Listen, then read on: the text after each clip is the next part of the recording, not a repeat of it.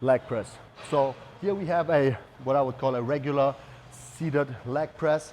Again, there are different variations of that type of leg press. Sometimes you can adjust the seat. With this one, you can't. Generally speaking, if you can adjust the seat, the more higher up the seat, the more hip flexion we have, the more it targets your hamstrings and your glutes. The flatter, so the further back the backrest is, or the seat, the more it targets the quads. With something like this, we usually, somewhere in the middle, get our legs, both quads, hamstrings, glutes.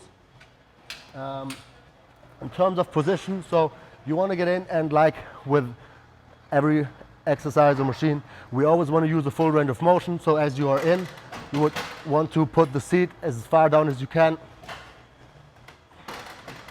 so that you can go as low as you can without the weight hitting the stack. Shoulder wide apart in terms of your feet.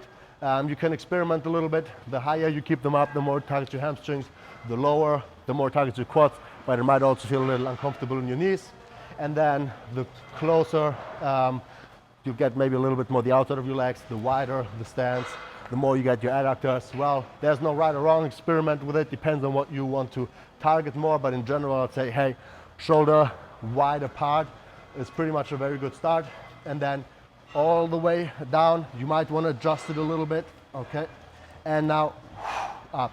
And as you go down, you need to keep your core engaged to make sure your back stays flat against the pad. Inhale on the way down and out on the way up. Down controlled. And as we go up, like with all pressing movements, we want to avoid locking out the knees. So we always keep the knees slightly bent, and we're trying to avoid, at least for the most part of the set, to rest as we're down. So we're going up and pretty much right away down, and we're not really staying here.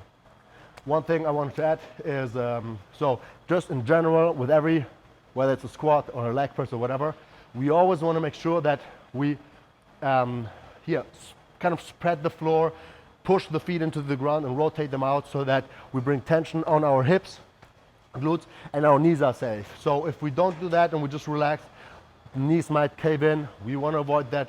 So turn your feet like clockwise and counterclockwise, as if you were to turn them, but you're not actually turning them. That builds your foot arch, brings your knees out in alignment, everything is nice and stable.